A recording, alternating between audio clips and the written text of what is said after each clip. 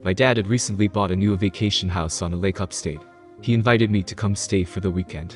God knows I needed it. After the breakup, I really didn't have any motivation to keep going. The weekend away would do my head some good, the therapist told me, but what the fuck did she know? As long as I stayed miserable and kept coming back, my hard-earned paychecks filled her pockets. But maybe she was right, maybe I needed to get away. I watched as the clock struck 5 p.m., and I was out of there. I left my pathetic cubicle behind and headed to the car. I had a long drive ahead of me. I figured I'd get there sometime after midnight. Knowing Dad, he'll still be up by the time I got there with a glass of wine. So I started the drive, watching as my urban city faded into the distance, while the road ahead led me deep into the woods. The highway thinned for the first few hours. What was once a steady stream of cars dwindled to just a handful. No one makes this trip by car from the city. They either go by train or by flight. I couldn't afford either. I had to trek my shitty two-door all the way from the big city to a random lake in the middle of wherever the fuck. But I didn't care. I liked driving. It helped take my mind off her. The scenery was at least pretty. The colorful trees dotted the highway as the seasons were on the cusp of change. I tried to be appreciative of nature. I always liked it. A smile cracked across my face while the sun settled behind me. Daytime always gave me hope for the future. If the sun could shine bright and high each day, then so could I. It gave me the strength to continue. But once night hit, the motivation was ripped away. I wiped the tears from my weary eyes. Exhausted, starving and needing to pee bad, I kept driving till I finally saw the sign for a rest stop. 15 miles I could make that. I just had to not think about going to the bathroom. After an excruciating 15 miles, passing by endless rows of dark trees, the small lights surrounding the rest stop came into view. I pulled off the desolate highway and pulled into a spot. I raced out and headed into the bathroom. The smell hit me immediately, like some had died in here. I covered my nose and headed for the stall. As I went to the bathroom, the moonlight peered through the cracks in the bathroom. The rest stop was old, falling apart, but it served its purpose. I dared not touch the flusher, where I proceeded to kick it with my foot. The rusted metal pipes of the toilet clanked and rattled as the water started to slowly rise instead of drain. I backpedaled away from the overflowing toilet as water cascaded down onto the dirty floor. The overhead light flickered as brown water came out of the faucet. I washed my hands as best as I could, seeing myself in the reflection of the grimy mirror, not liking what I was seeing back.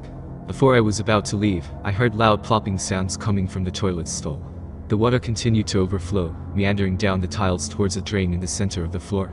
Plop, plop, plop, the strange sound continued to emit from within this stall. I checked my watch. It was 1:43 a.m., and I still had another hour before I reached my dad's new house. The cold wind blew through the dilapidated restroom, slamming shut the front door. I nearly leapt out of my skin as the whole restroom rattled. The overhead light flickered off. I reached for my phone light as the plopping sounds continued. Stuck in the darkness, my heart began to race as I kicked open the stall. Piles of writhing, slithering black snakes slid out from the toilet, plopping down onto the muck of the floor. They were entangled in a horrid mess with each other. There had to have been a dozen of them, and more were coming out of the toilet. I turted back, nearly slipping on the water. I stepped out into the breezy night, horrified of the slithering mass. I was the only car in the lot, parked under a sole lamp post. The emptiness of the highway stood before me, and there she sat.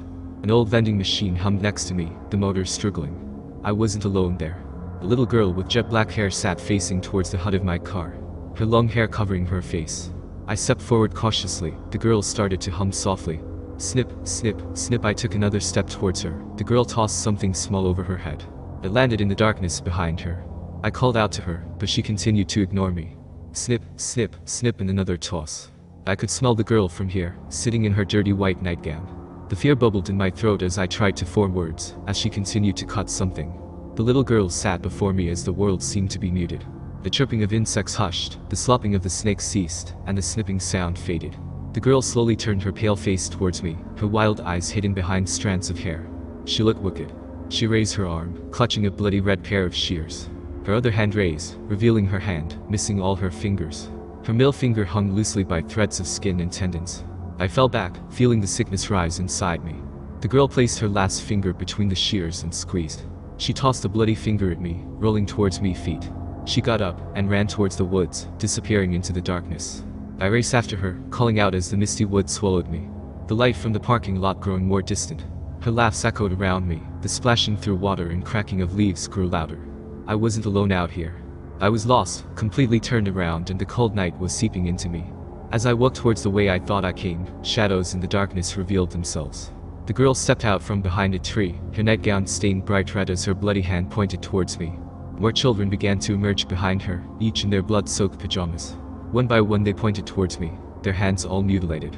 Stricken with fear, I ran back through the woods, their laughs and yells roaring behind me. The light of the parking lot came into view. It was close. I leapt over branches and bushes, but one caught my leg. A hard stump slammed into my knee as I fell face first into the muddy ground. Rolling around grabbing my knee, the laughs grew stronger. Why were they chasing me, I wondered. I rolled to the side, and was met with a white shape. The skull faced me, filled with dirt and grime. Insects scurried inside of the eye sockets. I looked around where I was, at the bone pile I was lying in. Skulls, arm, and leg bones scattered about. Again I raced away, hearing their voices in my head. They were calling for me, calling my name. My car was still there as I dug into my pocket for my keys. As I peeled out of the parking lot towards the on-ramp, the girl stood at the edge of the darkness, pointing with her bloody hand. I watched her in my rearview mirror until she was a tiny dot. The rest stoplight came out of view. The road to Dad's after that was long and grueling. Thoughts of the children plagued my mind, their horrid hands, and blood-stained pajamas. I felt sick, like I needed to call someone. But what if I just imagined it? What if 7 hours on the road your mind starts to play tricks on you? Besides, it was late, I was tired, hungry, and delirious. I tried to rationalize. I made it to Dad's that night, but kept what happened to me to myself. I slept poorly, dreaming of the children in the forest. Their little voices ringing in my head, calling out to me. My dad woke me up with the smells of coffee. He was watching the news intently as I poured my cup. Something the reporter said caught my attention.